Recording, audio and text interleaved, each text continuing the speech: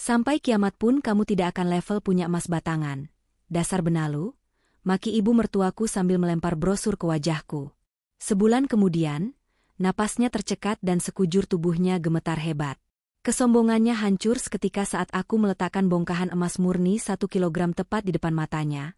Lalu perlahan aku, sebelum ceritanya dimulai, silahkan tulis di kolom komentar dari daerah mana saja teman-teman yang menonton cerita ini.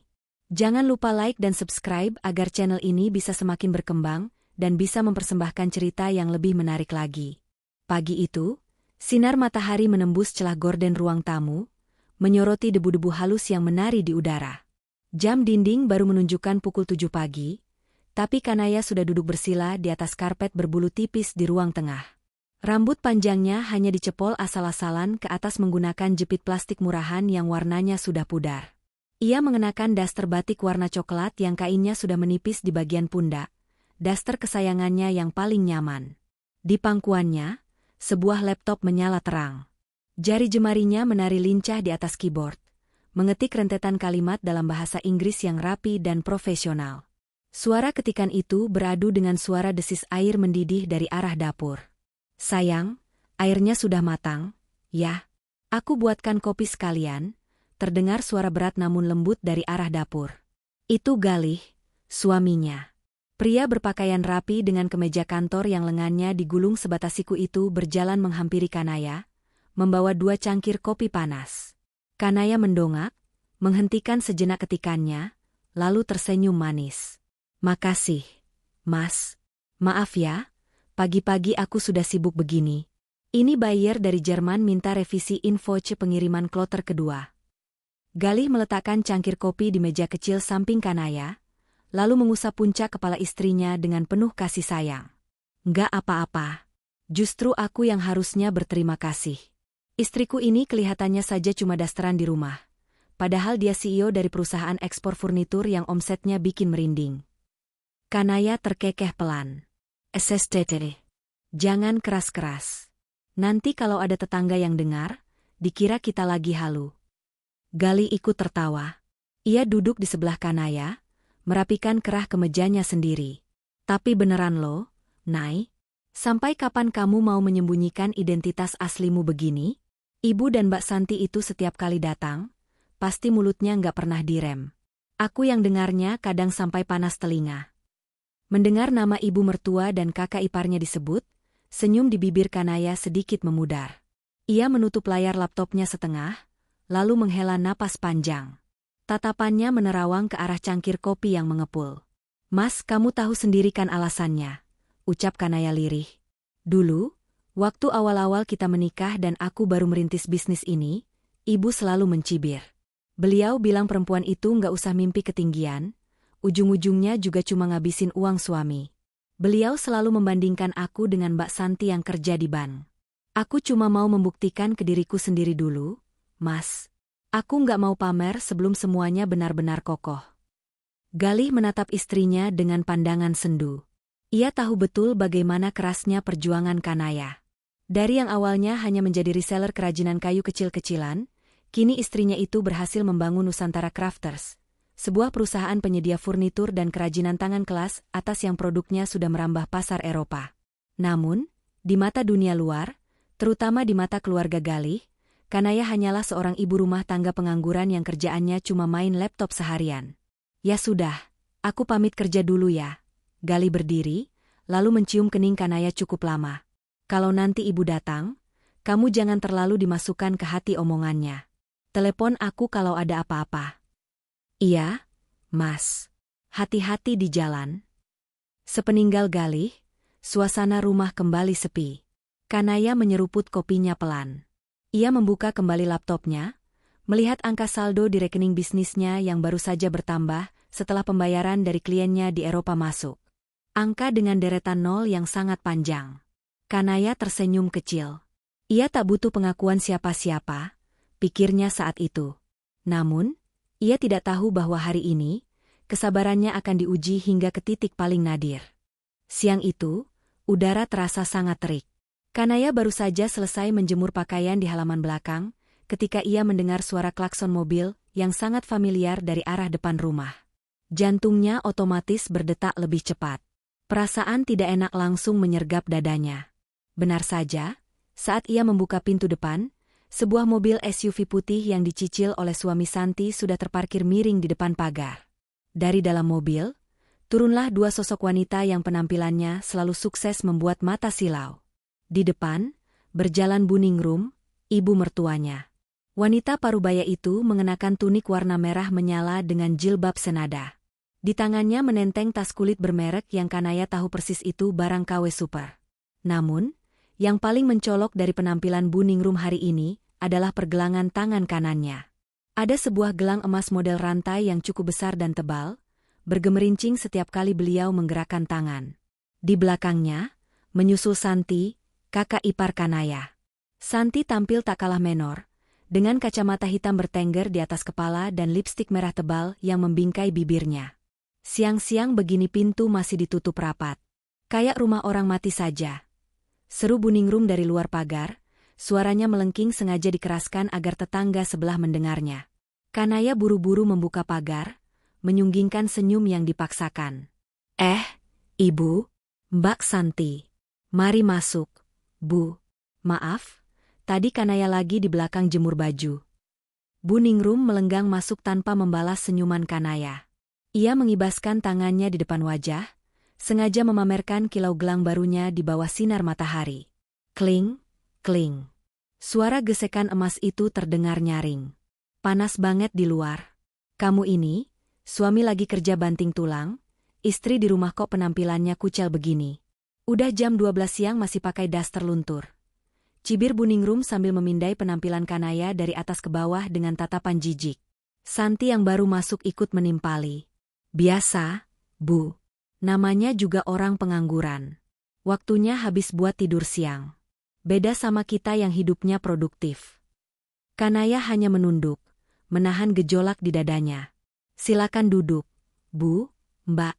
Biar Kanaya ambilkan minum dulu. Saat Kanaya berjalan ke dapur, ia bisa mendengar dengan jelas percakapan dua wanita itu di ruang tamu. Suara mereka sama sekali tidak dipelankan, seolah memang ditujukan agar Kanaya mendengarnya. Kamu lihat nggak tadi tangannya si Kanaya? Polos. Kosong melompong. Terdengar suara tawa Bu Ningrum yang merendahkan. Padahal gali gajinya lumayan. Loh, masa belikan istri cincin 2 gram saja nggak mampu? Atau jangan-jangan uang gali habis buat ngasih makan keluarga istrinya yang di kampung itu? Kanaya menghentikan tangannya yang sedang mengaduk sirup di dapur. Giginya terkatup rapat. Hinaan kepada dirinya masih bisa ia terima. Tapi jika sudah menyangkut keluarganya di kampung, hatinya terasa teriris. Ayahnya di kampung adalah pensiunan guru yang hidup berkecukupan dari uang pensiun dan kebunnya, sama sekali tidak pernah merepotkan gali sepeser pun. Namun, Kanaya memilih untuk menelan ludah, membawa nampan berisi 3 gelas es sirup ke ruang tamu dengan wajah datar. Ini diminum dulu, Bu, Mbak Santi, ucap Kanaya sambil meletakkan gelas perlahan di atas meja kaca. Santi meraih gelas itu tanpa berterima kasih, lalu matanya melirik liar ke sekeliling ruangan. Tatapannya berhenti pada meja kecil di sudut ruang tamu tempat laptop Kanaya berada. Di sebelah laptop itu, berserakan beberapa lembar kertas tagihan listrik dan air bulan ini. Tagihan listrik kalian bulan ini kok bengkak banget, celetuk Santi, bangkit dari duduknya dan menghampiri meja tersebut tanpa permisi. Ia mengangkat selembar kertas dan membacanya dengan suara lantang. Ya ampun, Nay, listrik sebulan sampai 1,5 juta? Kamu di rumah ngapain aja sih? Nyalain AC 24 jam? Kanaya terkejut melihat kelancangan kakak iparnya. Mbak, itu kan privasi. Alah, privasi apaan? Potong Bu Ningrum cepat, matanya melotot menatap Kanaya. Uang yang dipakai buat bayar itu kan uang anakku. Uangnya Galih. Kamu itu cuma numpang hidup. Wajar dong kalau Santi sebagai kakaknya Galih ikut mengawasi pengeluaran adiknya. Kasihan si Galih, kerja pagi pulang malam, badannya sampai kurus, istrinya di rumah cuma foya-foya buang-buang listrik. Kanaya menarik napas panjang, berusaha menjaga nada suaranya agar tidak bergetar. Bu, listrik itu bengkak karena kulkas besar kita yang baru itu mesinnya agak bermasalah kemarin. Terus Kanaya juga. Kanaya hampir saja keceplosan bilang bahwa ia sering bekerja lembur memakai laptop, dan beberapa alat elektronik pendukung pekerjaannya. Ia buru-buru meralat, terus Kanaya juga sering masak pakai oven listrik. Santi mendengus kasar, melempar kertas tagihan itu kembali ke meja. Alasan. Kamu itu memang dasarnya nggak bisa ngatur uang suami, Nay. Tuh lihat, ibu baru saja beli gelang emas 10 gram dari hasil sisa uang belanja bapak. Aku juga bulan lalu baru nambah investasi reksadana. Lah kamu? Boro-boro investasi, dandan aja nggak bisa. Pantesan si Gali nggak pernah ngajak kamu kumpul-kumpul keluarga besar di luar. Malu kali dia punya istri kucel dan benalu kayak kamu. Kata, benalu, itu seolah menampar wajah Kanaya dengan sangat keras. Dadanya sesak. Ia adalah wanita mandiri yang bahkan penghasilan sebulannya bisa untuk membeli 10 mobil SUV, seperti milik Santi secara tunai. Tapi di ruangan ini, di rumahnya sendiri, ia diinjak-injak seolah tak memiliki harga diri. Mbak Santi, tolong jaga bicaranya. Selama ini saya dan Mas Galih tidak pernah menyusahkan Mbak atau Ibu. Kebutuhan rumah tangga kami cukup, dan kami hidup tenang. Kenapa Mbak selalu mencari-cari kesalahan saya? Suara Kanaya kini mulai meninggi, pertahanan kesabarannya mulai retak. Melihat menantunya berani menjawab, wajah Buningrum langsung merah padam. Ia menggebrak meja kaca di depannya. Brak, heh, berani kamu melawan orang tua? Memang dasar perempuan gak tahu diuntung, teriak Buningrum. Santi itu ngomong fakta. Kamu itu beban. Sadar diri dong. Suasana ruang tamu itu seketika memanas. Kanaya berdiri mematung, dadanya naik turun menahan luapan emosi yang siap meledak. Ia ingin sekali berteriak dan melempar buku tabungannya ke wajah dua wanita sombong di hadapannya ini. Namun, ia tidak ingin rencananya yang sudah disusun rapi hancur berantakan karena emosi sesaat. Kanaya melangkah ke arah meja kecil tempat laptopnya berada, berniat merapikan kertas-kertas tagihan agar tidak lagi dijadikan bahan olokan oleh Santi. Ia meraih buku planner bersampul kulit miliknya untuk memasukkan kertas tagihan tersebut. Namun, karena tangannya sedikit gemetar menahan marah, cengkeramannya pada buku itu terlepas. Buku planner tebal itu jatuh ke lantai dengan bunyi gedebuk yang cukup keras. Dari sela-sela halaman buku tersebut, meluncur keluar sebuah brosur tebal mengkilap yang dicetak full color. Brosur itu mendarat tepat di dekat kaki Buningrum. Buningrum menunduk, matanya menyipit melihat brosur tersebut. Dengan cepat, tangannya yang dipenuhi perhiasan imitasi dan satu gelang emas asli itu memungutnya. Mata Kanaya membelalak panik. Gawat, batinnya. Itu adalah brosur penawaran khusus dari layanan Safe Deposit Box dan investasi logam mulia Antam dari sebuah bank swasta terkemuka, tempat di mana Kanaya menyimpan sebagian besar asetnya. Brosur itu dikirimkan khusus untuk nasabah prioritas. Santi yang penasaran langsung mendekat, ikut membaca tulisan di brosur tersebut dari balik bahu ibunya. Layanan prioritas. Investasi logam mulia mulai dari 100 gram hingga 1 kilogram. Wow, Santi membaca lantang, lalu tawanya meledak seketika. Tawanya melengking, menggema di seluruh ruangan, terdengar sangat meremehkan dan menyayat hati. Buningrum ikut tertawa. Tawa ibu mertuanya itu terdengar lebih sinis, seperti melihat sebuah lelucon paling konyol di dunia. Beliau menatap Kanaya dari ujung kepala hingga ujung kaki, lalu mengibaskan brosur itu di udara seolah itu adalah benda najis. Kamu itu gak level, tak mungkin bisa punya simpanan emas sebanyak ini. Suara Buningrum menggelegar, penuh dengan tekanan penghinaan yang amat sangat dalam. Setiap suku katanya sengaja ditekankan, menembus langsung ke ulu hati Kanaya. Mimpi apa kamu semalam? Hah? Lanjut Buningrum sambil melemparkan brosur itu tepat ke dada Kanaya hingga jatuh berserakan di lantai. Daster aja masih beli di pasar loak yang harganya 30 ribuan, berlagak mau baca brosur emas batangan. Jangan mimpi di siang bolong, Kanaya. Buat makan besok aja kamu masih numpang dari keringat anakku. Beli beras aja masih mikir, sok-sokan mau investasi emas. Santi menimpali sambil mengelap air mata di sudut matanya, karena terlalu banyak tertawa. Aduh, Bu, biarin aja. Namanya juga orang miskin, kan cuma bisa mimpi. Mungkin dia ngumpulin gambar emas buat ditempel di dinding kamar, biar kerasa kayak orang kaya.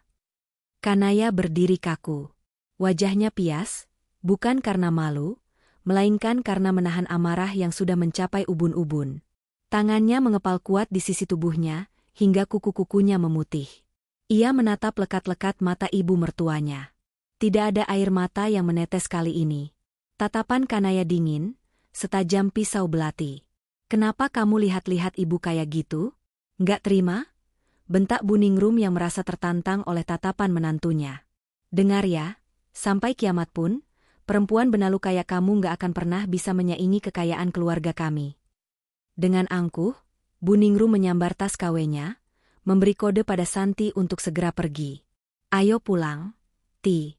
Panas lama-lama di sini, ketularan miskin nanti kita."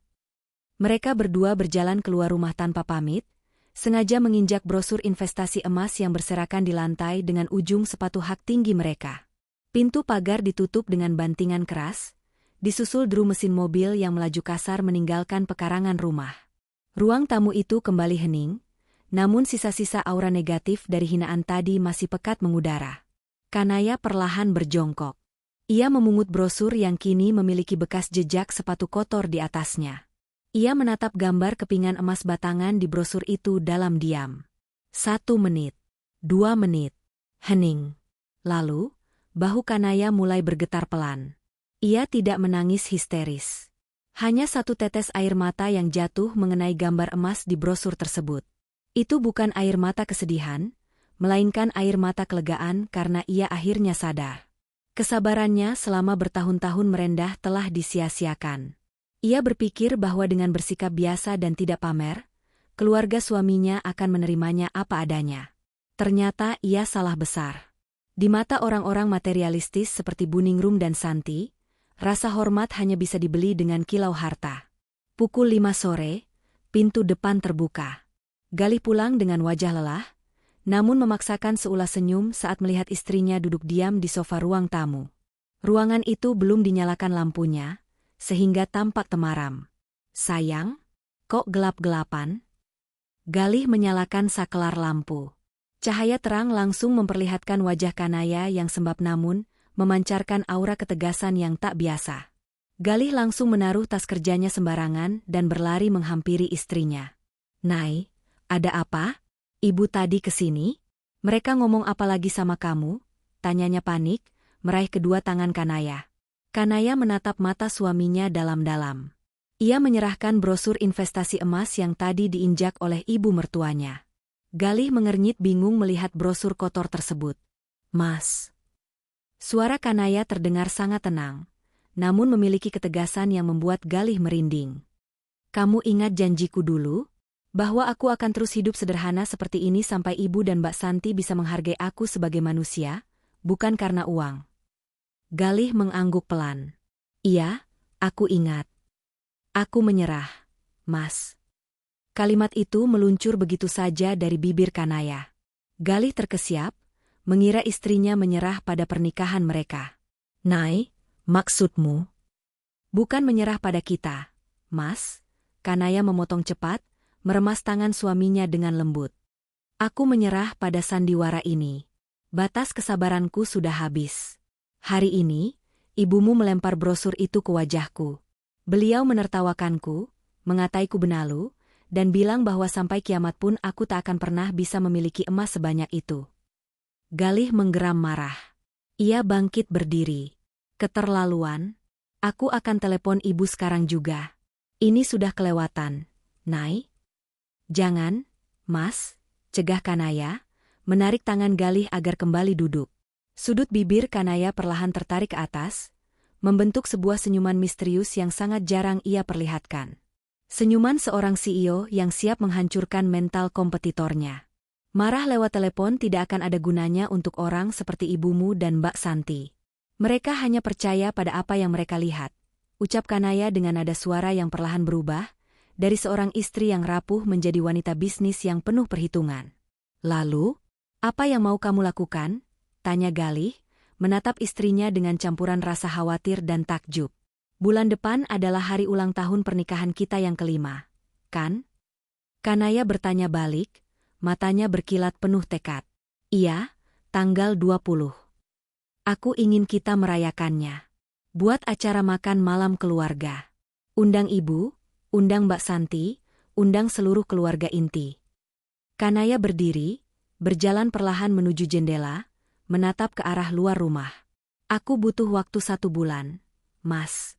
Waktu yang cukup untuk mencairkan sebagian kecil aset digitalku menjadi sesuatu yang bisa disentuh, dilihat, dan dirasakan langsung oleh ibu. Galih menelan ludah. Ia tahu persis seberapa besar aset yang dimiliki istrinya. Kamu mau menunjukkan semuanya? Kanaya membalikkan badannya, menatap Galih dengan senyum penuh arti. Beliau menertawakanku karena merasa aku tak level punya emas batangan. Mas. Maka 1 bulan dari sekarang, aku akan memastikan beliau tak akan bisa menutup mulutnya karena syok saat aku meletakkan 1 kilogram emas murni tepat di depan hidungnya. Galih terdiam sejenak, lalu perlahan, ia ikut tersenyum. Ia mengangguk mantap. Lakukan, Nay. Aku mendukungmu 100%. Sudah saatnya sang ratu menunjukkan mahkotanya. Bulan depan, badai besar akan menghantam kesombongan Bu Ningrum. Dan Kanaya sudah sangat siap untuk menjadi pusat dari badai tersebut. Pagi itu, udara terasa lebih dingin dari biasanya. Sisa hujan semalam masih meninggalkan embun di kaca jendela. Namun di ruang kerja kecil yang tersembunyi di balik kamar utama, suhu terasa hangat oleh nyala layar monitor besar. Kanaya duduk tegak di kursi kerjanya. Tidak ada lagi daster luntur. Ia mengenakan kemeja putih rapi, rambutnya diikat ekor kuda yang tegas, dengan kacamata anti radiasi bertengger di hidung mancungnya. Di layar monitornya, terpampang grafik keuangan yang bergerak dinamis, email-email berbahasa Inggris yang masuk bertubi-tubi, dan draft kontrak bernilai ratusan ribu dolar. Kanaya sedang menelepon seseorang, asisten kepercayaannya yang mengurus operasional pabrik, Farah. Farah, pastikan kontainer untuk pengiriman ke Hamburg bulan depan sudah beres semua izin cukainya. Ucap Kanaya dengan nada suara yang berwibawa, sangat kontras dengan nada bicaranya yang menunduk saat berhadapan dengan mertuanya kemarin. Klien kita di Jerman sangat cerewet soal detail kayu jatinya. Aku tidak mau ada satupun kursi yang cacat produksi finishingnya. Kalau ada yang tidak lolos quality control, hancurkan. Jangan dikirim. Terdengar suara Farah dari seberang telepon. Siap, Bu Kanaya. Semuanya sudah sesuai prosedur. Oh ya, Bu, laporan laba bersih kuartal ini baru saja saya kirim ke email Ibu. Ada kenaikan sekitar 20% dari target awal kita. Kanaya tersenyum tipis, mengetuk-ngetuk ballpoint di atas meja. Kerja bagus, Farah. Bagikan bonus tambahan untuk anak-anak di pabrik bulan ini. Mereka sudah kerja keras. Klik. Sambungan telepon diputus. Kanaya menyandarkan tubuhnya di kursi, memijat pelipisnya pelan. Membangun Nusantara Crafters dari nol bukanlah hal yang mudah. 7 tahun lalu, saat ia dan Gali baru menikah, mereka hidup pas-pasan.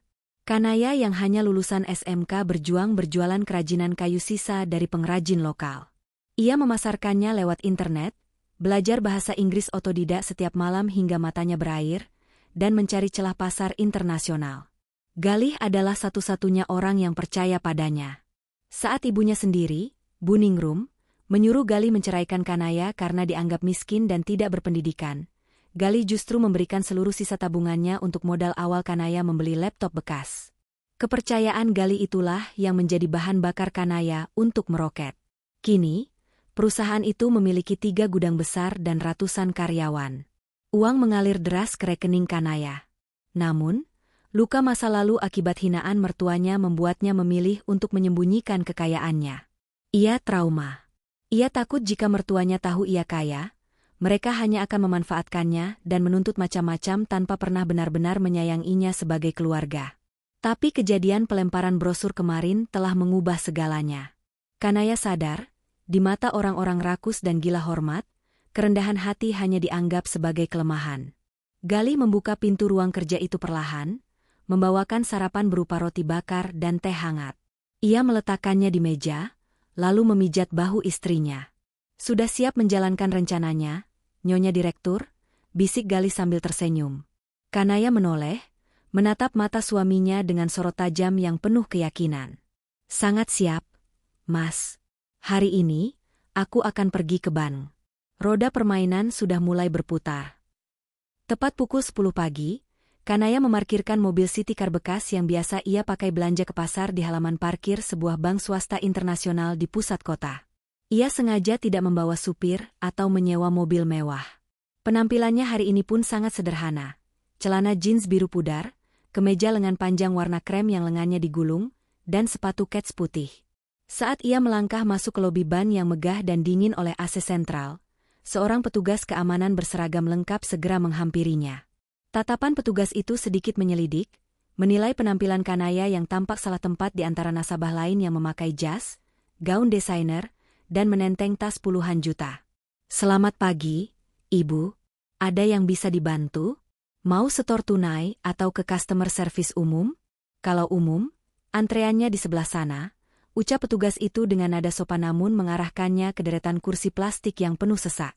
Kanaya menggeleng pelan, wajahnya datar. "Tidak, Pak. Saya ingin ke ruangan priority banking.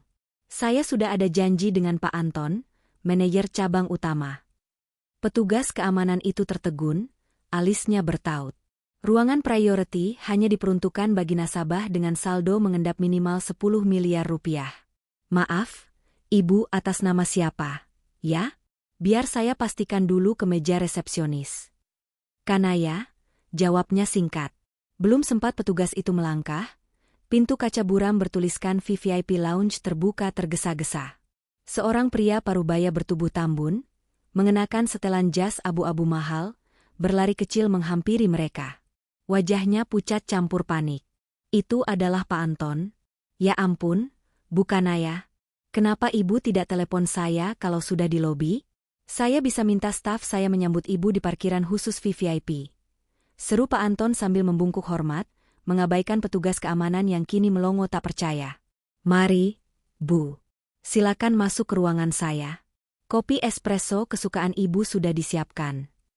Di dalam ruangan VVIP yang kedap suara dan beraroma lavender, Kanaya duduk di sofa kulit premium. Pak Anton duduk di seberangnya dengan buku catatan di tangan, siap melayani nasabah terbesarnya itu. "Jadi, Bu Kanaya, ada yang bisa saya bantu hari ini? Apakah Ibu mau memindahkan portfolio saham, atau ada rencana akuisisi baru?" tanya Pak Anton ramah. Kanaya menyesap kopinya perlahan, lalu meletakkan cangkirnya dengan suara pelan. "Pak Anton, saya ingin mencairkan sebagian kecil dana dari reksadana pasar uang saya." "Tentu, Bu. Berapa nominalnya? 100 juta? 500 juta? Akan langsung saya proses masuk rekening giro Ibu hari ini juga." Kanaya menatap lurus ke mata manajer bank itu. 1,3 miliar rupiah. "Dan saya tidak mau dalam bentuk uang tunai atau transfer giro." Pak Anton mengerjap, pulpennya berhenti mencatat. "Lalu, dalam bentuk apa, Bu?" "Saya mau dibelikan emas batangan murni bersertifikat Antam. Pecahan 1 kilogram utuh. 1 keping raksasa. Fisik, bukan digital." Ruangan itu mendadak hening. Pak Anton sampai memajukan tubuhnya. 1 kilogram fisik, Bu? Pecahan utuh?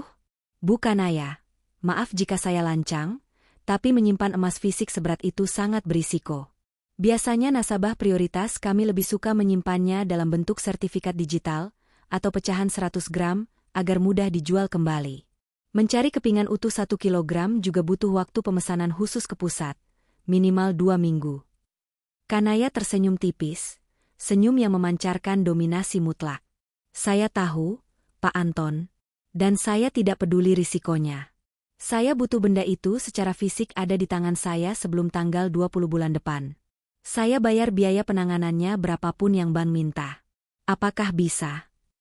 Melihat ketegasan di mata nasabahnya, Pak Anton langsung mengangguk patuh. "Bisa, Bu. Tentu saja bisa. Kami akan mengurus semuanya. Begitu barangnya tiba dengan pengawalan khusus, kami akan menyimpannya di safe deposit box Ibu di vault bawah tanah sampai Ibu siap mengambilnya." "Bagus." Kanaya bangkit berdiri. "Satu lagi, Pak Anton. Rahasiakan transaksi ini. Jangan sampai ada catatan yang bocor keluar. Keamanan dan kerahasiaan Ibu adalah prioritas utama kami." Kanaya keluar dari bank itu dengan langkah yang jauh lebih ringan. Angin siang meniup anak rambutnya. Ia menatap telapak tangannya sendiri yang kosong. Bulan depan, tangan ini akan menggenggam benda yang akan meruntuhkan harga diri ibu mertuanya hingga tak bersisa. Malam harinya, Kanaya dan Gali duduk di ruang tengah, menyusun detail rencana eksekusi. Gali baru saja selesai mandi, rambutnya masih setengah basah, sementara Kanaya sibuk mencoret-coret buku planernya. Emasnya sudah aman, sedang diproses. Sekarang, kita butuh panggungnya. Mas, ucap Kanaya tanpa mengalihkan pandangan dari catatannya. Kita tidak bisa melakukan ini di rumah. Terlalu biasa. Ibu pasti akan mencari alasan bahwa emas itu cuma sewaan kalau suasananya tidak meyakinkan. Kamu benar. Ibu itu keras kepala. Kalau bukan di tempat yang benar-benar eksklusif, dia pasti menganggap kita cuma main-main. Sahut Gali, ikut berpikir. Bagaimana kalau di Hotel Bintang 5? Kanaya menggeleng. Terlalu kaku. Aku punya tempat yang lebih baik. El Aura Bintang. Galih membelalakan matanya. El Aura Bintang adalah restoran fine dining paling mewah dan prestisius di kota ini. Letaknya di lantai paling atas sebuah gedung pencakar langit, menawarkan pemandangan kota 360 derajat. Hanya kalangan atas yang bisa makan di sana, dan reservasi biasanya harus dilakukan berbulan-bulan sebelumnya. Nai, serius? Itu mahal sekali, dan susah dapat tempatnya, kata Galih ragu. Kanaya tertawa pelan, tawa yang renyah dan penuh rahasia. Ia menutup bukunya dan menatap suaminya geli. Mas, kamu lupa ya? Setahun yang lalu, waktu restoran itu butuh suntikan dana untuk ekspansi VIP lounge mereka, siapa investor utamanya yang menyuntikkan dana 5 miliar diam-diam? Mulut Galih sedikit terbuka, lalu ia menepuk jidatnya sendiri. Astaga! Aku lupa kalau kamu pemegang saham 30% di sana. Kamu ini benar-benar menyimpan terlalu banyak rahasia, Nai. Keesokan harinya, mereka berdua mendatangi restoran tersebut untuk memastikan segala persiapan. Berbeda dengan kunjungannya ke bank, kali ini Kanaya memakai kacamata hitam besar untuk menutupi sebagian wajahnya. Ia tidak ingin ada staf yang terlalu heboh menyambutnya dan merusak rencananya nanti. Manajer restoran, Pak Yovan, menyambut mereka di ruang VIP yang tertutup rapat dari area publik. Ruangan itu didominasi warna emas dan marmer hitam, dengan meja makan kayu jati panjang di tengahnya, diterangi lampu kristal chandelier yang mewah. Selamat datang kembali, Bu Kanaya, Pak Galih. Suatu kehormatan ibu mau merayakan hari jadi pernikahan di tempat kami, sapa Pak Yovan dengan sikap sangat hormat. Terima kasih, Pak Yovan. Kanaya mengamati ruangan itu dengan saksama. Aku mau ruangan ini di-booking penuh untuk tanggal 20 nanti. Hanya untuk keluargaku. Siapkan menu tasting terbaik dari chef eksekutif kalian. Siap, Bu. Kami akan siapkan menu spesialisasi kami, Wagyu A5 dan truffle putih. Dan satu lagi, Pak Yovan, nada suara Kanaya merendah, menjadi lebih rahasia. Pada saat hidangan penutup nanti, aku butuh bantuanmu secara personal. Aku akan membawa sebuah barang berharga. Aku ingin stafmu menyajikannya di atas troli perak berlapis kain bludru merah, dikawal oleh 2 petugas keamanan, dan dihidangkan tepat di hadapanku di meja ini. Bisa diatur. Pak Yovan terdiam sejenak. Sedikit terkejut dengan permintaan teatrikal tersebut, namun ia adalah profesional sejati. Tentu, Bu. Kami akan merancangnya senatural mungkin, seolah itu adalah kejutan VIP dari pihak restoran. Bagus. Lakukan dengan sempurna. Ini adalah malam yang sangat penting bagiku, pungkas Kanaya. Semuanya sudah berada pada tempatnya. Panggung sudah siap. Kini saatnya menyebar undangan untuk para korban. Hari Minggu sore, langit tampak mendung. Sesuai tradisi keluarga, Gali dan Kanaya mengunjungi rumah Buningrum. Rumah itu cukup besar, warisan dari mendiang ayah Gali, dipenuhi perabotan kayu berukir dan guci-guci keramik imitasi yang sengaja dipajang Buningrum untuk memamerkan status sosialnya di mata tetangga. Saat mereka tiba, Santi ternyata juga sedang ada di sana, sedang memoles kuku kakinya dengan kuteks warna merah menyala di ruang TV. Buningrum sedang menonton sinetron sambil mengunyah kacang. Melihat kedatangan putra dan menantunya, Buningrum hanya melirik sekilas tanpa mematikan TV. Tumben kesini. Ada apa? Jangan bilang kompor di rumahmu rusak lagi dan istrimu mau numpang masak di sini. Sindirnya tajam tanpa basa-basi. Kanaya yang berdiri di belakang Galih hanya menarik napas panjang, menahan diri. Galih maju selangkah, mengeluarkan sebuah amplop tebal berwarna hitam matte dengan tulisan tinta emas timbul dari saku jaketnya. Ia meletakkan amplop itu di atas meja di depan ibunya. Ibu, Mbak Santi. Tanggal 20 bulan ini, Galih dan Kanaya merayakan ulang tahun pernikahan kami yang kelima. Kami ingin mengundang ibu dan Mbak Santi sekeluarga untuk makan malam bersama, ucap Galih dengan nada datar. Bu Ningrum menghentikan kunyahannya. Matanya tertuju pada amplop mewah itu. Ia meraihnya dengan ujung jari, seolah amplop itu bisa menularkan penyakit. Dibukanya perlahan. Matanya langsung melebar saat membaca nama lokasi yang tertera. El Aura Bintang. Bu Ningrum membaca dengan suara keras, memastikan ia tidak salah lihat. Sinetron di TV seolah kehilangan daya tariknya. Santi yang tadinya sibuk mengecat kuku langsung mendongak. Matanya melotot. El Aura Bintang? Yang di rooftop gedung Sudirman itu? Lih, kamu jangan gila ya. Temen kantorku yang manajer aja makan di sana berdua habis 5 juta lebih. Itu pun harus booking sebulan sebelumnya. Santi melempar botol kuteksnya ke meja dan merebut undangan itu dari tangan ibunya. Ia meneliti setiap hurufnya dengan tatapan curiga yang amat sangat. Ini pasti editan, kan? Kalian ngeprint sendiri kan biar kelihatan gaya? Tuduh Santi, matanya menyipit menatap Kanaya yang masih berdiri tenang. Bu Ningrum mendengus kasar, melemparkan sisa kacang di tangannya ke piring. Galih, kamu ini diajari apa sama istrimu? Gaya-gayaan mau makan di restoran mewah. Uang dari mana kalian? Kamu habis pinjam uang di pinjaman online ya? Atau kamu menggadaikan BPKB motormu? Bu, Galih berusaha menjelaskan, namun langsung dipotong. Dengar ya, Galih. Bu Ningrum menuding tepat ke wajah anaknya. Ibu nggak mau tahu kalau sampai nanti debt collector datang ke rumah ibu gara-gara kelakuan kalian. Istrimu itu memang pembawa sial. Dulu ibu sudah bilang, cari istri itu yang kerja kantoran, yang bisa bantu ekonomi suami. Ini malah disuruh foya-foya nggak jelas. Mau pamer sama siapa kalian di sana? Kanaya akhirnya buka suara. Suaranya sangat tenang, dingin, dan menusuk. Ibu tenang saja. Semuanya sudah kami bayar lunas. Tidak ada utang, tidak ada gadai BPKB. Kami hanya ingin merayakan pencapaian kami selama 5 tahun ini bersama keluarga.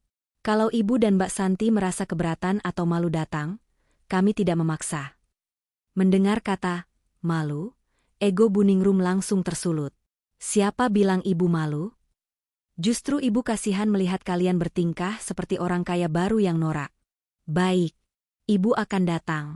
Biar ibu lihat seberapa sanggup kalian bayar tagihannya nanti. Jangan sampai pas mau pulang, kalian berdua disuruh cuci piring di dapur karena uangnya kurang. Santi tertawa sumbang menimpali, iya, sekalian aku mau pakai kalung dan gelang setiaku yang baru.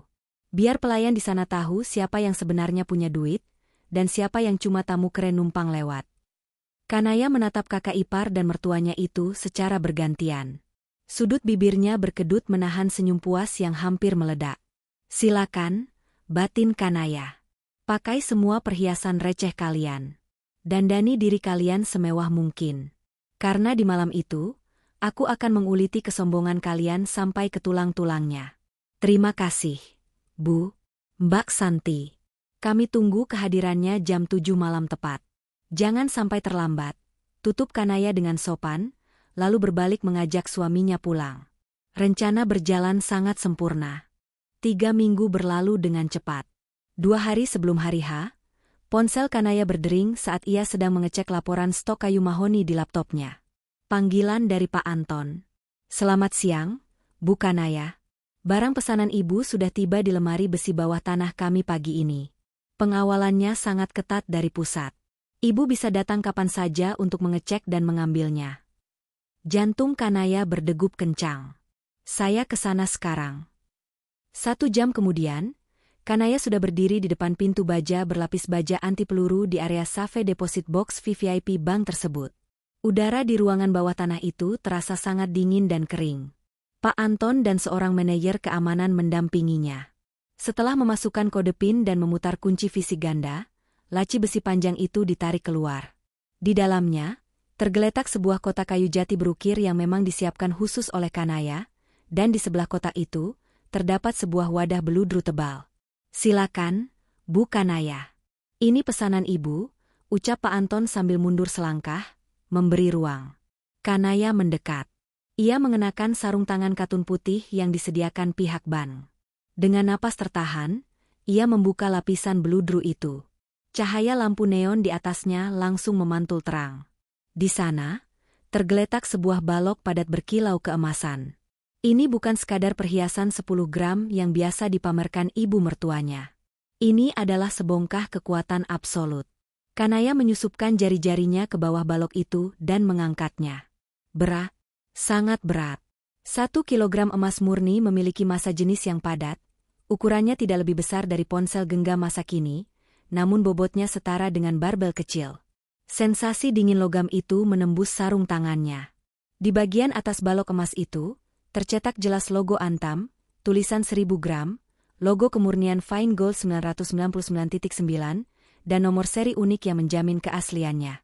Benda di tangannya ini bernilai lebih dari 1,3 miliar rupiah tunai. "Luar biasa indah, bukan?" komentar Pak Anton dengan nada kagum. "Jarang sekali ada nasabah perseorangan yang meminta fisik 1 kilogram utuh seperti ini, Bu." Kanaya tidak menjawab. Ia terus menatap balok emas itu. Di dalam kepalanya, suara tawa sinis ibu mertuanya kembali terngiang. "Kamu itu gak level, tak mungkin bisa punya simpanan emas sebanyak ini." Kanaya tersenyum. Sebuah senyum predator yang menemukan mangsanya. Ia meletakkan balok emas itu dengan hati-hati ke dalam kotak kayu jati berukir yang dibawanya. Ia menutup kotaknya rapat-rapat. "Pak Anton, terima kasih banyak atas kerja kerasnya." Kanaya melepas sarung tangannya. "Besok lusa, kotak ini tidak akan lagi ada di sini. Kotak ini akan berada di tengah meja makan, menjadi saksi bisu dari akhir sebuah kesombongan." Dengan langkah mantap, Kanaya keluar dari ruangan besi itu, membawa kotak jati di tangannya. Semuanya sudah siap. Tidak ada lagi jalan mundur. Babak penentuan akan segera dimulai. Senja mulai turun menyelimuti kota, menggantikan terik matahari dengan semburat jingga di ufuk barat. Di kediaman Buningrum, suasana terasa sangat kacau dan sibuk, mirip seperti persiapan pertunjukan sirkus.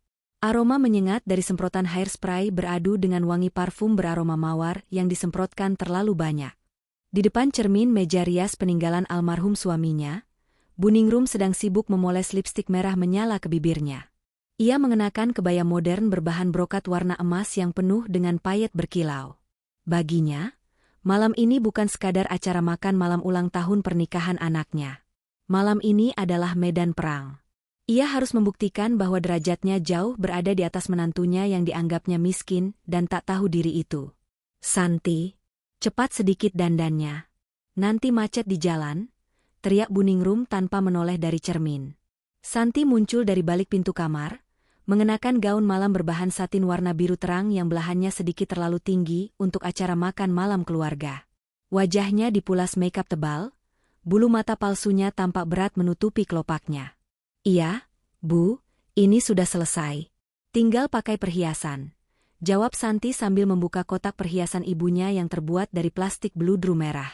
Santi mengambil sebuah kalung emas dengan liontin bunga yang cukup besar dan memakaikannya ke lehernya.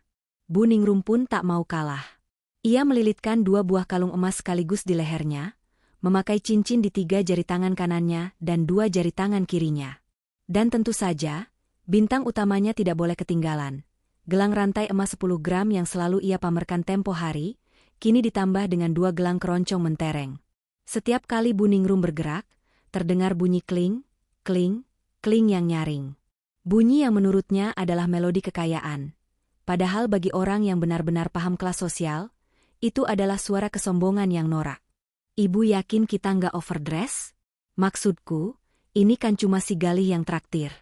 Palingan juga mereka cuma sanggup pesan es teh manis sama nasi goreng di restoran mahal itu," cibir Santi sambil bercermin, merapikan rambutnya yang disasak tinggi. Buningrum mendengus meremehkan.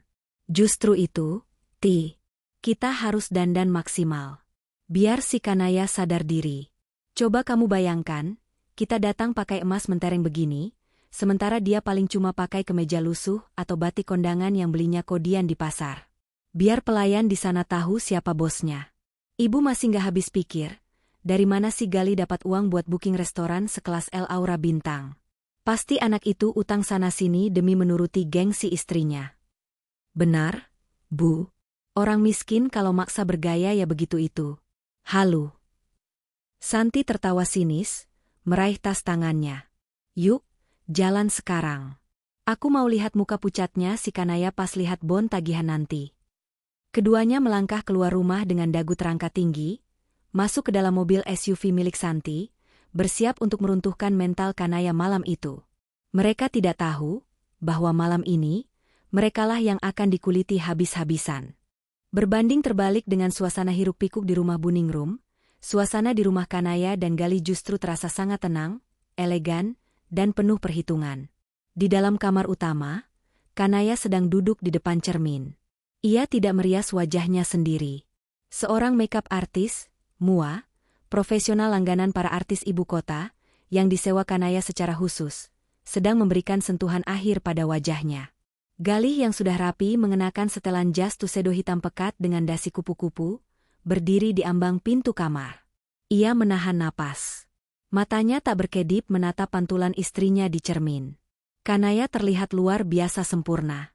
Tidak ada warna mencolok, tidak ada payet yang menyilaukan mata, dan sama sekali tidak ada riasan tebal yang mengubah fitur wajah aslinya. Sang Mua mengaplikasikan gaya flawless natural glam. Kulit Kanaya tampak bercahaya. Matanya ditegaskan dengan riasan smoky eye yang lembut, dan bibirnya dipulas warna nude peach yang sangat elegan. Rambut panjangnya yang biasa hanya dicepol menggunakan jepit plastik murahan, kini ditata rapi membentuk low chignon yang klasik dan anggun. Menyisakan beberapa helai anak rambut yang membingkai wajah ovalnya dengan sempurna. Selesai, Bu Kanaya, ucap Sang Mua sambil tersenyum puas, menyapukan sedikit higlikter di tulang pipi Kanaya. Ibu benar-benar memancarkan aura old money. Sangat berkelas.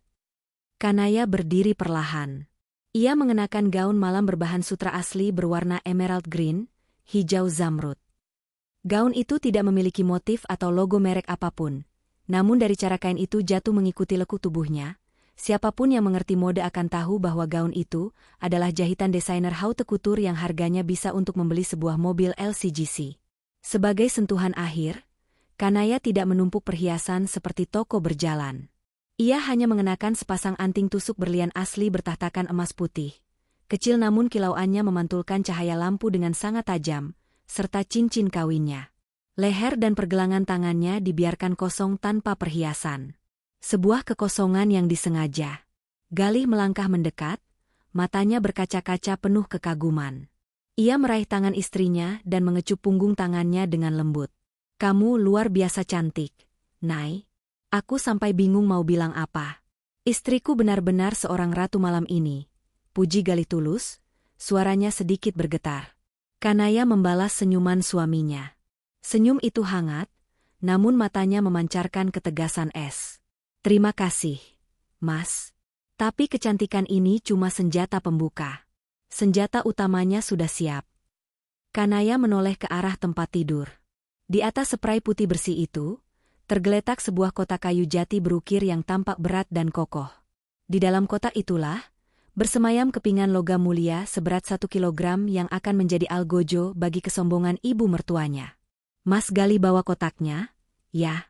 Ingat skenario kita, ucap Kanaya sambil mengambil clutch, tas tangan kecil, berbahan kulit buaya asli berwarna hitam. Siap, Nyonya Direktur. Gali tersenyum lebar. Ia mengangkat kotak kayu jati itu dengan kedua tangannya, merasakan beban padat di dalamnya. Beban seberat 1 kilogram emas murni yang akan segera mengubah dinamika keluarga ini selamanya. Gedung pencakar langit di kawasan bisnis Sudirman itu berdiri angkuh, membelah langit malam Jakarta yang dihiasi lampu-lampu kota. Di lobi utama yang berlapis marmer mewah, alunan musik klasik terdengar sayup-sayup, menyambut tamu-tamu elit yang keluar masuk. Mobil SUV Santi merapat ke area drop-off lobby. Buningrum turun dari mobil dengan susah payah karena gaun ketatnya, disusul Santi yang langsung membusungkan dada, memamerkan kalung emasnya kepada siapapun yang lewat. Petugas valet mendekat, Namun Santi menyerahkan kunci mobilnya dengan gaya arogan yang dipaksakan. Mereka berjalan menuju meja resepsionis khusus di lobi bawah, yang melayani akses lift private, menuju restoran El Aura Bintang di lantai rooftop. Seorang resepsionis wanita berpakaian seragam jas hitam rapi menyambut mereka dengan senyum profesional. "Selamat malam, Ibu. Ada yang bisa dibantu? Apakah sudah memiliki reservasi?" Bu Ningrum berdeham keras, meluruskan postur tubuhnya. "Malam. Saya ibunya Galih. Anak saya yang booking tempat ini. Atas nama Galih. Mau makan malam keluarga." Resepsionis itu menekan beberapa tombol di tabletnya, lalu alisnya sedikit berkerut. "Mohon maaf, Ibu. Di daftar tamu kami malam ini, tidak ada reservasi atas nama Bapak Galih. Apakah mungkin menggunakan nama lain?" Santi langsung merangsek maju, menepuk meja resepsionis dengan keras hingga gelang-gelang di tangannya bergemerincing ribut. "Gimana sih? Coba cek lagi yang benar. Galih itu adik saya. Dia bilang sudah booking meja buat ulang tahun pernikahan. Masa restoran mahal begini sistemnya ngaco?" Beberapa tamu di lobi mulai menoleh ke arah mereka, terganggu dengan suara melengking Santi. Resepsionis itu tetap menjaga kesopanannya, meski matanya menatap tajam. "Maaf, Ibu. Kami sangat ketat dengan daftar tamu. Di rooftop malam ini hanya ada satu reservasi VVIP, dan itu bukan atas nama Bapak Galih. Jika tidak ada di daftar, mohon maaf, Ibu tidak diizinkan naik ke lift private kami." Wajah Bu Ningrum memerah menahan malu. Ia menarik lengan Santi. "Tuh kan, Ti, benar kata Ibu. Galih cuma halu. Dia pasti nggak mampu bayar DP-nya, makanya namanya nggak ada. Kurang ajar betul si Kanaya. Berani-beraninya dia mengerjai kita, menyuruh kita dandan capek-capek begini buat dipermalukan di lobi. Sialan si Kanaya. Awas aja ya, Bu. Pulang dari sini aku labrak rumahnya." Umpat Santi dengan wajah penuh amarah.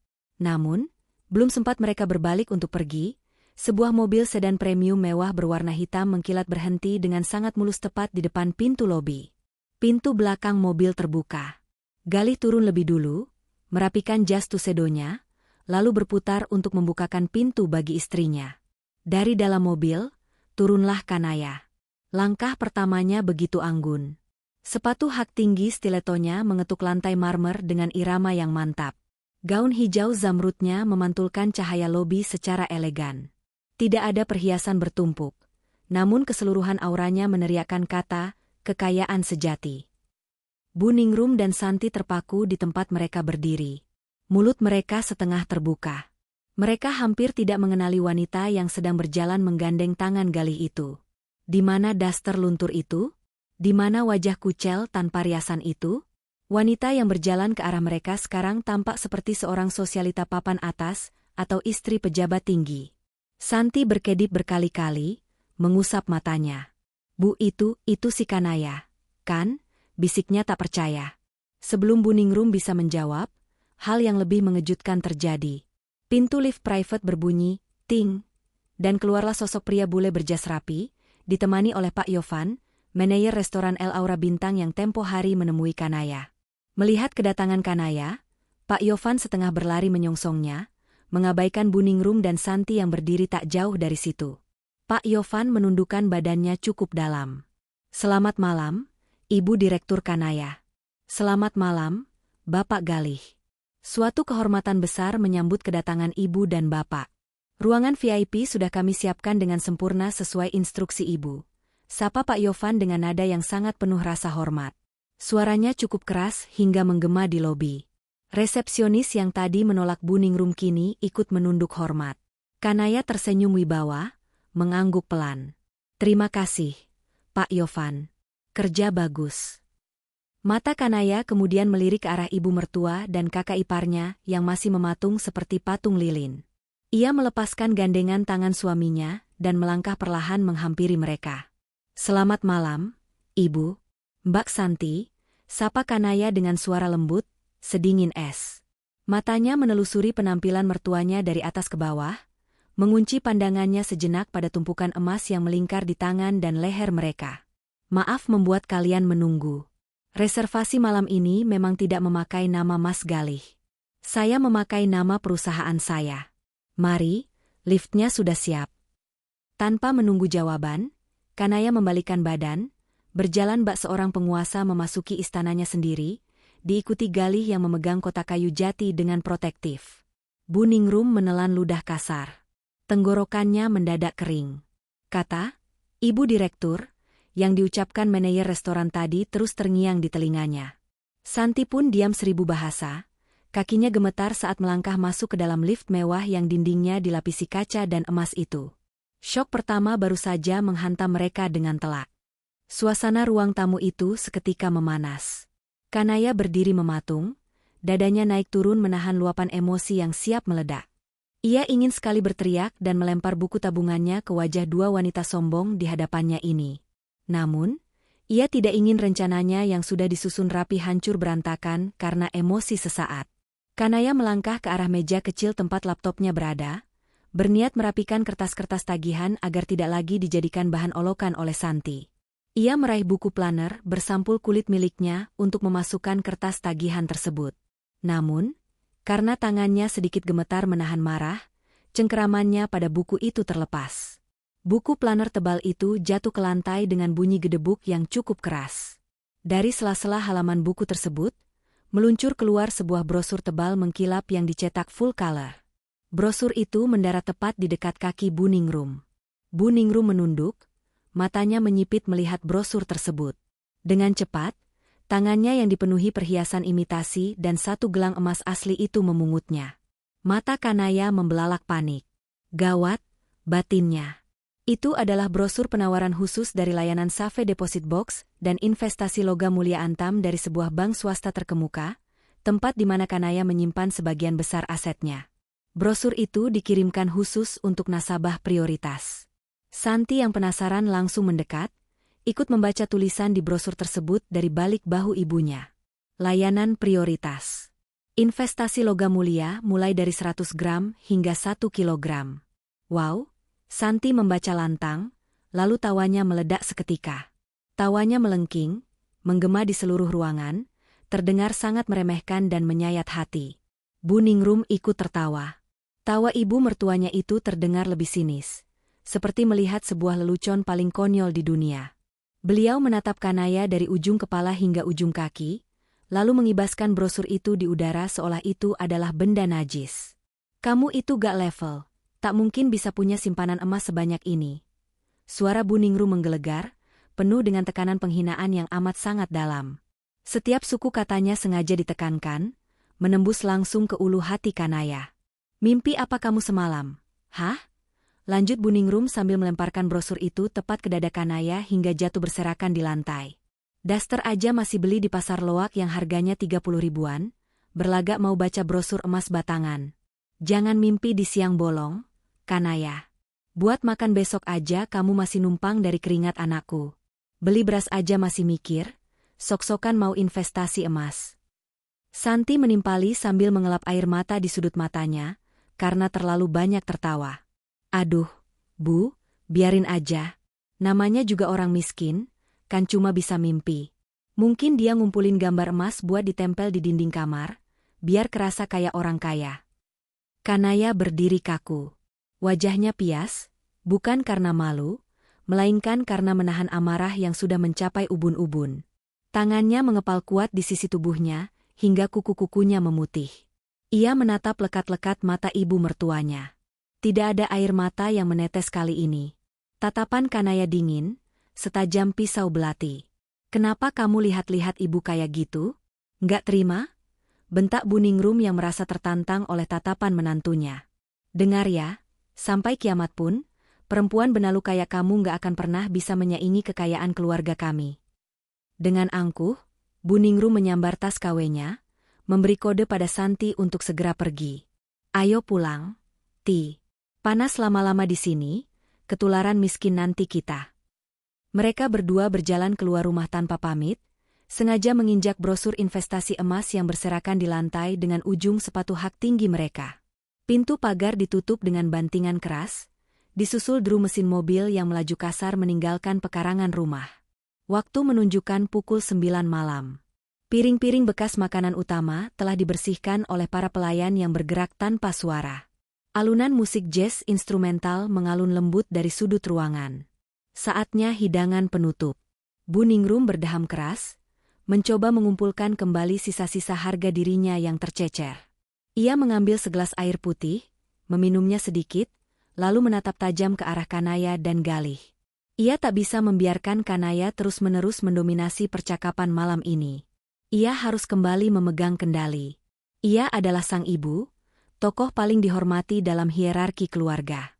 Galih, panggil Bu Ningrum dengan nada otoriter, khas saat ia sedang menceramahi anaknya. Ibu tidak tahu dari mana kamu dapat uang buat acara berlebihan ini. Tapi sebagai ibu yang melahirkanmu, ibu harus mengingatkan. Ini semua adalah pemborosan yang tidak berguna. Gaya hidup palsu. Setelah malam ini, kalian harus kembali ke kehidupan nyata. Balik ke rumah sederhana kalian, dan cicil utang-utang kalian. Galih hanya diam, menatap ibunya dengan sorot mata lelah dan kecewa. Bu Ningrum mengalihkan pandangannya ke Kanaya. Matanya menyipit sinis. Dan buat kamu, Kanaya, berhenti mendesak anakku untuk memenuhi gaya hidup halusinasimu. Beli baju mahal, sewa makeup artis, booking restoran VIP. Ini semua kosong. Palsu.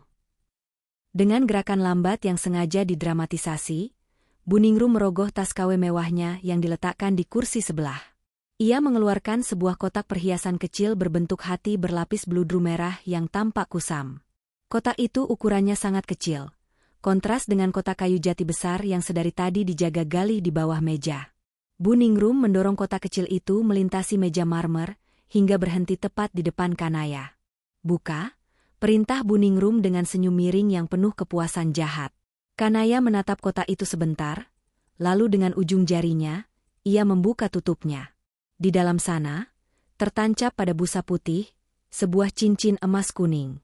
Desainnya sangat kuno dan ukurannya luar biasa tipis, hampir setipis kawat, seolah jika ditarik sedikit saja cincin itu akan patah. Santi yang duduk di sebelah ibunya langsung tertawa mengejek. Wah, beruntung banget kamu, Nay. Ibu sampai repot-repot beli emas asli buat menantu benalunya. Bu Ningrum mengangguk bangga. Itu hadiah ulang tahun pernikahan dari ibu buat kalian. Cincin emas murni, beratnya 1 gram. Sengaja ibu belikan, supaya kamu tahu rasanya memegang emas asli. Supaya kamu sadar, kekayaan itu disimpan dalam bentuk investasi nyata, bukan dihamburkan untuk makan daging mentah dan telur ikan hitam bau amis dalam semalam.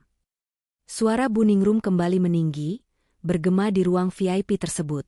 Pakai cincin itu, Kanaya, biar pergelangan tangan dan jarimu nggak kelihatan miskin banget, polos kayak gembel. Setidaknya kalau tetangga tanya, kamu punya kebanggaan kalau mertuamu yang membelikannya. Kamu itu jangan cuma bisa baca brosur dan ngayal tingkat dewa. Kalimat, jangan cuma bisa baca brosur, menjadi pemantik terakhir. Hening. Kanaya menatap cincin 1 gram setipis kawat itu di dalam kotaknya. Ia tidak marah. Ia tidak menangis. Tak ada satupun emosi negatif yang terpancar dari wajah cantiknya. Justru, yang muncul kemudian adalah sebuah senyuman. Senyuman itu melebar, matanya berkilat memancarkan kemenangan yang sudah diramalkan. Ia perlahan menutup kembali kotak merah kecil tersebut, dan menggesernya sedikit menjauh darinya. Terima kasih atas hadiahnya yang sangat berharga ini, Ibu, ucap Kanaya dengan nada suara yang sangat tenang, namun memiliki tekanan intonasi yang mematikan. Saya sangat menghargai niat Ibu yang ingin mengajarkan saya arti sebuah investasi emas yang nyata. Kanaya mengangguk pelan ke arah Galih.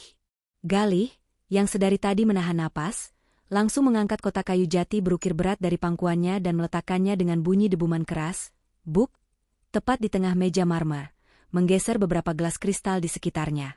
Kanaya berdiri dari kursinya. Gaun zamrudnya menjuntai sempurna menyapu lantai. Ia menoleh ke arah manajer restoran yang berdiri standby di sudut ruangan, dan memberikan sebuah isyarat kecil dengan tangannya. Pak Yovan mengangguk hormat, menekan tombol interkom di telinganya. Karena ibu sudah berbaik hati menunjukkan tabungan 1 gram ibu untuk saya. Kanaya meletakkan kedua tangannya di atas kotak kayu jati tersebut, mencondongkan tubuhnya ke depan menatap mertuanya dengan tatapan sang penakluk. Maka malam ini, Izinkan saya membalas kebaikan itu. Izinkan saya menunjukkan kepada ibu, seperti apa wujud mimpi siang bolong saya. Lampu utama ruang VIP itu tiba-tiba meredup. Pintu ganda berukir emas di ujung ruangan terbuka lebar. Suara roda logam bergesekan dengan lantai marmer terdengar mendekat. 4 orang pria berbadan tegap dengan seragam pengawal keamanan bank berjalan masuk, mengapit sebuah meja troli perak. Napas Buningrum tercekat di tenggorokan. Santi mencengkeram erat ujung meja. Ketenangan sebelum badai telah usai. Kini, saatnya tsunami itu menghantam daratan. Suasana di dalam ruang VIP El Aura Bintang mendadak berubah tegang. Udara yang tadinya hangat oleh aroma makanan lezat kini terasa sedingin ruang lemari besi. Perhatian Buningrum dan Santi sepenuhnya tersedot pada pintu ganda yang terbuka. 4 orang pria berseragam safari hitam tegap, lengkap dengan tanda pengenal keamanan dari bank swasta terkemuka, melangkah masuk dalam formasi rapi. 2 di depan, 2 di belakang. Di tengah-tengah mereka, Pak Yovan sang manajer restoran mendorong sebuah troli perak. Namun, di atas troli itu bukanlah kue ulang tahun pernikahan atau hidangan penutup yang manis. Di atas troli itu terdapat sebuah baki berlapis beludru merah. Di atas baki tersebut, tergeletak sebuah alat timbangan digital presisi tinggi berskala gramasi emas, sebuah kaca pembesar khusus perhiasan, dan sebuah map kulit tebal berlogo Antam. Santi mengerutkan dahi, matanya bergerak gelisah dari para pengawal ke arah Kanaya. Ini apa-apaan? Nai? Kalian mau pamer pertunjukan sulap murahan? Buat apa bawa-bawa timbangan segala ke meja makan? Tanyanya dengan nada suara yang mulai bergetar, mencoba terdengar meremehkan namun gagal menyembunyikan kepanikannya. Buningrum menelan ludah. Firasat buruk mulai merayapi tengkuknya. Ia melirik kotak kayu jati berukir yang tadi diletakkan Galih dengan bunyi debuman keras di tengah meja marmer. Kotak itu tidak terlalu besar. Ukurannya hanya sebesar kotak cerutu. Namun dari suara benturannya ke meja tadi, Buningrum yang sering memakai perhiasan tahu persis bahwa isi di dalamnya memiliki massa yang luar biasa padat. Pak Yovan menghentikan troli peraknya tepat di sisi meja Kanaya. Ia mengambil map kulit tersebut dan membukanya dengan kedua tangan bersarung putih.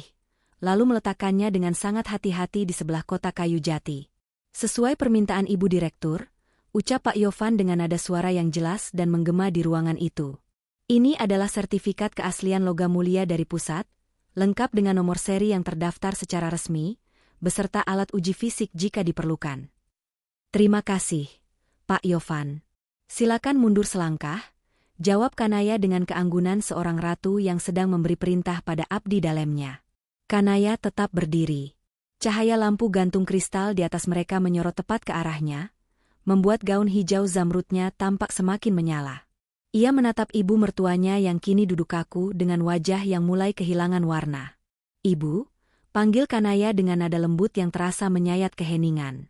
Sebulan yang lalu, ibu tertawa saat melihat saya membaca brosur investasi.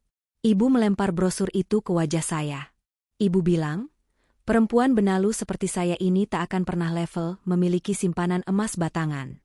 Ibu bilang, sampai kiamat pun saya tak akan mampu. Kanaya menggeser kotak cincin 1 gram pemberian Buningrum, hingga menempel pada sisi kotak kayu jatinya. Kontras ukurannya terlihat sangat menyedihkan. Hari ini, saya tidak berniat membalas hinaan ibu dengan makian. Saya hanya ingin membuktikan bahwa kata-kata ibu salah besar. Jari jemari lentik Kanaya perlahan menyentuh pengait kuningan pada kotak kayu jati tersebut. Klik. Bunyi kecil dari pengait yang terbuka itu terdengar sangat nyaring di telinga Buningrum dan Santi. Dengan gerakan yang sangat pelan dan penuh perhitungan, Kanaya mengangkat tutup kotak kayu itu. Cahaya lampu neon dan kristal ruangan langsung bereaksi, memantul dengan ganas dari dalam kotak. Sinar kuning keemasan yang murni, padat, dan menyilaukan seketika menusuk mata siapapun yang melihatnya. Di atas bantalan beludru hitam di dalam kotak itu, tidur dengan tenang sebuah balok emas murni. Ukurannya sebesar ponsel pintar tebal, namun kilauannya memancarkan dominasi yang tak terbantahkan. Di permukaannya, tercetak ukiran presisi yang sangat jelas terbaca dari seberang meja. Logo perusahaan tambang negara, tulisan 1000 gram, dan tulisan Fine Gold 999.9. Keheningan yang sangat pekat, sepekat malam tanpa bintang, seketika menyelimuti ruangan VIP tersebut. Bahkan alunan musik jazz seolah lenyap tertelan aura benda logam di atas meja itu. Kanaya mencondongkan tubuhnya ke depan, menatap tepat menembus pupil mata ibu mertuanya. Tidak ada kesombongan meledak-ledak di wajahnya, hanya ada ketegasan mutlak yang membekukan darah. Inilah tabungan emas batangan saya, Bu, ucap Kanaya perlahan, mengeja setiap suku katanya dengan jelas. 1 kilogram emas murni bersertifikat. Lunas. Fisik. Atas nama saya sendiri, Kanaya. Mulut Bu Ningrum terbuka, namun tidak ada satupun suara yang keluar dari tenggorokannya. Matanya membelalak lebar, nyaris melompat dari kelopaknya. Ia menatap balok emas itu seolah ia sedang melihat sesosok hantu di siang bolong. Napasnya tertahan di dada. Di sebelahnya, Santi terlihat seperti orang yang baru saja disambar petir. Wajahnya yang penuh makeup tebal mendadak pucat pasi seperti mayat. Bibirnya bergetar hebat. Enggak mungkin. Gumam Santi pelan, suaranya parau. Ia menggelengkan kepalanya dengan cepat. Ego di dalam dirinya memberontak, menolak menerima kenyataan yang ada di depan mata. Ini pasti palsu. Ini pasti kuningan. Kuningan sari yang kamu beli di pasar loakan. Jangan nipu kita, Kanaya. Nggak mungkin pengangguran kayak kamu bisa beli 1 kilo emas. Harganya di atas 1 miliar. Santi setengah berteriak. Ia menunjuk balok emas itu dengan jari telunjuknya yang gemetar. Kanaya sama sekali tidak terganggu dengan tuduhan itu. Ia justru tersenyum elegan, melangkah mundur sedikit, dan mempersilakan dengan gerakan tangannya. Silakan, Mbak Santi. Pak Yovan sudah menyiapkan timbangan dan kaca pembesar. Tapi kalau Mbak tidak percaya alat mekanik, silakan angkat balok itu dengan tangan Mbak sendiri. Orang yang sering pakai emas seperti Mbak Santi dan Ibu pasti tahu persis. Bedanya berat kuningan kosong dengan massa jenis emas murni 99%. Tantangan itu menggantung di udara. Skakmat pertama telah diluncurkan. Didorong oleh rasa penasaran yang gila dan rasa gengsi yang menolak kalah, Santi bangkit berdiri dari kursinya dengan kasar. Ia setengah berlari memutari meja makan menuju tempat Kanaya. Napasnya memburu. Santi mengulurkan tangan kanannya, mencengkeram balok emas di dalam kotak itu, berniat mengangkatnya tinggi-tinggi dengan satu tangan untuk membuktikan bahwa benda itu ringan dan palsu. Namun, saat ia menarik tangannya ke atas balok itu hampir tidak bergeser. Santi terkesiap. Emas murni memiliki kepadatan yang luar biasa. Ukuran 1 kilogram emas jauh lebih padat dan berat daripada benda logam biasa dengan ukuran yang sama. Karena tidak siap dengan beban seberat itu pada tarikan pertama, jari-jari Santi terlepas. Bam! Balok emas itu tergelincir dari cengkeramannya dan jatuh membentur pinggiran meja marmer dengan bunyi yang sangat berat dan pekat. Bunyi benturan yang tidak mungkin dihasilkan oleh besi kopong atau kuningan murah. Itu adalah dentingan khas logam mulia padat. Tubuh Santi langsung lemas. Kakinya seakan kehilangan tulang. Ia mundur terhuyung, kedua tangannya menutupi mulutnya yang menganga lebar. Matanya menatap balok emas itu dengan ngeri. Dinginnya logam itu masih menempel di telapak tangannya. Itu asli. Sangat asli. Santi. Panggil Bu Ningrum lirih dari seberang meja. Suaranya terdengar seperti orang yang sedang kehabisan napas. Itu asli, Ti. Santi menoleh menatap ibunya, air mata kepanikan dan rasa malu mulai menggenang di pelupuk matanya. Ia mengangguk pelan, amat pelan, hingga hampir tak terlihat. Melihat anggukan anaknya, runtuhlah seluruh pertahanan Bu Ningrum. Wanita parubaya itu ambruk menyandarkan punggungnya ke kursi dengan kasar. Jantungnya berdebar sangat kencang hingga dadanya terasa sakit. Keringat dingin sebesar biji jagung mulai bermunculan di dahi dan lehernya, merusak riasan bedak tebalnya. Bu Ningrum menatap pergelangan tangannya sendiri. Gelang rantai 10 gram yang sejak kemarin ia pamer-pamerkan dengan sombong, gelang yang ia banggakan saat menghina Kanaya berkali-kali, kini terlihat seperti kawat rongsokan yang tak ada harganya. Perhiasan mentereng yang menempel di seluruh tubuhnya, mendadak terasa seperti duri yang menusuk-nusuk harga dirinya sendiri. 1 kilogram. 1000 gram. Itu 100 kali lipat dari gelang yang ia banggakan. Dan Kanaya membelinya dalam bentuk 1 keping utuh, dibayar lunas tanpa utang. Dilihat dari wajah ibu dan Mbak Santi, saya rasa kalian sudah menemukan jawabannya, ucap Kanaya perlahan, memecah keheningan. Ia mengambil kembali balok emas itu dengan santai, meletakkannya kembali ke dalam bantalan beludru di kotak kayu jati. Cincin 1 gram dari ibu akan saya simpan sebagai pengingat, bahwa penampilan luar bisa sangat menipu. Dari mana? Bu Ningrum akhirnya bersuara, napasnya tersengal-sengal. Ia menatap Kanaya dengan tatapan syok bercampur ketakutan. Dari mana kamu dapatkan uang sebanyak ini, Kanaya? Kamu bukan pelihara tuyul kan? Kamu nggak jual diri kan? Bahkan di saat sudah kalah telak pun, otak materialistis Bu Ningrum masih berusaha mencari celah untuk merendahkan Kanaya. Mendengar hal itu, Galih yang sedari tadi diam akhirnya kehabisan kesabaran. Ia berdiri dari kursinya. Wajah pria yang biasanya lembut dan penyabar itu kini mengeras, memancarkan amarah dan kekecewaan yang tak terbendung. "Cukup, Ibu. Cukup," bentak Galih, suaranya menggelegar ke seluruh penjuru ruangan VIP, membuat 4 pengawal di belakang mereka ikut terkejut. Bahkan setelah melihat bukti di depan mata, otak ibu masih saja dipenuhi prasangka kotor. Galih berjalan memutari meja, berdiri tepat di sebelah Kanaya. Ia merangkul bahu istrinya dengan protektif. "Ibu tanya dari mana uang ini? Mbak Santi tadi nuduh aku korupsi dan menuduh istriku punya sugar daddy." Galih tertawa sarkas, tawa yang penuh rasa perih. "Buka telinga kalian lebar-lebar. Uang ini, emas ini, dan seluruh kemewahan malam ini, murni 100% dari keringat istri yang selalu kalian panggil benalu ini." Bu Ningrum dan Santi mendongak menatap Galih, masih dalam keadaan syok berat. "Kanaya bukan pengangguran yang kerjaannya cuma tidur siang dan main laptop seperti yang kalian tuduhkan," lanjut Galih, suaranya tajam mengiris. "Laptop yang selalu kalian hina itu adalah pusat komando perusahaannya. Istriku adalah pendiri sekaligus CEO dari Nusantara Crafters, perusahaan ekspor furnitur berskala internasional. Kliennya ada di Jerman, Belanda, dan Amerika." "Ekspor?" Santi mengulangi kata itu dengan bibir bergetar. Gaji manajernya di bank tidak ada apa-apanya dibandingkan omzet sebuah perusahaan ekspor multinasional. "Ya, dan kalian tahu restoran El Aura Bintang yang kalian bilang kemahalan ini?" Galih merentangkan tangannya, menunjuk ke sekeliling ruangan mewah itu. "Istriku adalah salah satu investor utama di sini. Itu sebabnya manajer di sini tunduk padanya. Itu sebabnya kita bisa mendapatkan ruangan VVIP ini di saat orang lain harus mengantre berbulan-bulan."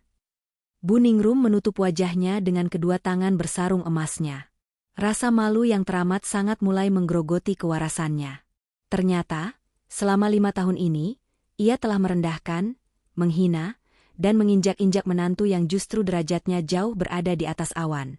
Ia telah bertingkah sok kaya di depan seorang miliarder sungguhan. "Dan satu hal lagi, Ibu," suara Galih sedikit melunak, namun masih membawa ketegasan absolut. "Ibu selalu menyuruhku menceraikan Kanaya, karena ibu pikir dialah yang membuatku susah. Tapi faktanya, tanpa ibu sadari, Kanayalah yang selama ini diam-diam melunasi tunggakan pajak rumah ibu. Kanayalah yang diam-diam membelikan vitamin mahal yang selalu ibu minum dengan alasan dari kantor Galih. Dia terus mengabdi dan menghormati ibu, meski ibu memperlakukannya seperti sampah." Fakta terakhir itu ibarat pukulan palu godam tepat di ulu hati Bu Ningrum. Tangannya bergetar hebat. Ia menatap Kanaya. Wanita berdaster kusam itu kini berdiri menjulang di hadapannya dalam balutan gaun hijau zamrud, tampak begitu elegan, berkuasa, dan tak tersentuh. "Bulan depan," sela Kanaya perlahan, mengambil alih pembicaraan dengan nada yang sangat damai. "Kami akan pindah rumah, Bu, ke kawasan elit di Jakarta Selatan. Saya rasa, lingkungan rumah kami yang sekarang terlalu sempit untuk menyimpan barang-barang ini." Kanaya melirik ke arah kotak emas tersebut. Skakmat. Papan catur telah terbalik sepenuhnya. Sang ratu telah memakan habis seluruh bidak tanpa sisa. Tidak ada lagi kesombongan yang tersisa. Tidak ada lagi bunyi bergemerincing dari gelang emas murahan yang dipamerkan. Ruang VIP itu kini hanya diisi oleh suara isak tangis tertahan dari seorang wanita tua yang baru saja dihempaskan kembali ke bumi. Bu Ningrum mulai menangis terseduh-seduh. Air matanya melunturkan makeup tebalnya, membuat wajahnya tampak kacau balau. Rasa malu, penyesalan, dan ketakutan menyatu menjadi satu. Ia takut Kanaya akan menggunakan kekayaannya untuk membalas dendam dan menghancurkan kehidupan keluarganya. Ia tahu persis, dengan kekuatan finansial yang Kanaya miliki, menghancurkan karir Santi atau mengambil alih rumah warisannya adalah hal yang sangat mudah. Dengan langkah gontai, Buningrum bangkit dari kursinya. Tubuhnya bergetar. Ia berjalan mendekati Kanaya, lalu tanpa diduga, wanita yang selalu menjunjung tinggi egonya itu perlahan menekuk lututnya, berniat untuk bersimpuh di kaki menantunya. Kanaya, maafkan ibu, nak. Ibu salah. Ibu buta. Ratap Buningrum sambil terisak kencang. Ibu memang wanita tua yang bodoh dan gila harta. Tolong jangan hukum ibu, Kanaya. Jangan buang Galih dari hidupmu. Ibu yang salah. Namun, sebelum lutut Buningrum menyentuh lantai marmer, Kanaya dengan cepat meraih kedua lengan ibu mertuanya dan menahannya dengan kuat. Santi yang melihat ibunya menangis histeris, hanya bisa menunduk dalam-dalam di kursinya. Air matanya ikut menetes jatuh mengenai piring keramik mahalnya. Ia tidak berani menatap wajah adik iparnya itu lagi. Gengsinya telah dihancurkan berkeping-keping. Jangan lakukan ini, Bu. Berdiri, ucap Kanaya tegas namun tidak kasar. Ia menarik ibu mertuanya kembali berdiri. Kanaya menatap mata Buningrum yang basah. Tidak ada senyum kemenangan yang kejam di wajah Kanaya. Ia bukan tokoh antagonis yang gila kuasa. Ia hanya seorang wanita yang menuntut haknya untuk dihargai. Saya melakukan semua ini bukan untuk membuat ibu berlutut di depan saya, kata Kanaya dengan suara yang kembali lembut, layaknya menantu kepada ibunya, namun dengan aura kedewasaan yang mendalam. Saya hanya ingin mengembalikan cara pandang ibu yang keliru. Kanaya melepaskan pegangannya, membiarkan Galih merangkul ibunya yang masih terisak. Saya memaafkan ibu. Saya juga memaafkan Mbak Santi atas semua hinaan kalian selama 5 tahun ini. Lanjut Kanaya, matanya melirik sekilas ke arah kakak iparnya yang masih menunduk. Namun, kemaafan ini datang dengan sebuah batasan yang jelas. Bu. Buningrum mendongak, menatap Kanaya dengan penuh harap sekaligus takut. Mulai malam ini, nada suara Kanaya menjadi sangat berwibawa. Ibu dan Mbak Santi bebas berkunjung ke rumah baru kami kapan saja. Kita tetap keluarga. Tapi, saya tidak akan pernah lagi mentolerir satupun ucapan yang merendahkan saya, Mas Galih, ataupun keluarga saya di kampung. Saya bukan musuh ibu, tapi saya juga bukan keset yang bisa ibu injak sesuka hati. Kanaya menutup kotak kayu jati berisi emas 1 kilogram itu hingga berbunyi klik. Ia mengunci tontonan malam itu secara definitif. Jika ibu menghormati saya sebagai manusia dan sebagai istri Galih, saya akan memastikan hari tua ibu terjamin dengan segala kemewahan yang ibu inginkan. Tapi jika tidak, maka pintu rumah saya akan tertutup rapat untuk kalian berdua selamanya. Apakah ibu mengerti? Buningrum mengangguk cepat, air matanya kembali mengalir deras. Ia tidak berani membantah satu patah kata pun. Dominasi Kanaya benar-benar mutlak. Iya, nak, ibu mengerti. Ibu minta maaf. Ibu janji nggak akan mengulangi kesalahan ibu lagi. Kanaya akhirnya tersenyum tulus. Ia mengambil tas tangan Klatnya, memberi isyarat kepada para pengawal bank untuk mengemasi barang-barang mereka, lalu menoleh ke arah suaminya. Mas Galih, tolong temani ibu dan Mbak Santi menghabiskan hidangan penutup mereka. Pastikan Pak Yovan melayani mereka dengan baik, ucap Kanaya sambil memperbaiki letak gaunnya. Aku mau turun ke bawah sebentar, mau menelepon buyer dari Amerika. Tanpa menunggu jawaban, Kanaya membalikkan badan dan berjalan keluar dari ruang VIP tersebut dengan langkah yang ringan dan elegan. Suara ketukan stiletonya menggema menjauh, meninggalkan Buningrum dan Santi yang masih tenggelam dalam lautan penyesalan dan rasa kagum yang tak akan pernah mereka lupakan seumur hidup. Malam itu, restoran El Aura Bintang menjadi saksi bisu, bahwa kilau emas sejati tidak perlu selalu dipamerkan setiap hari. Namun ketika ia terpaksa dikeluarkan dari kotaknya, kilaunya sanggup membutakan kesombongan yang paling pekat sekalipun.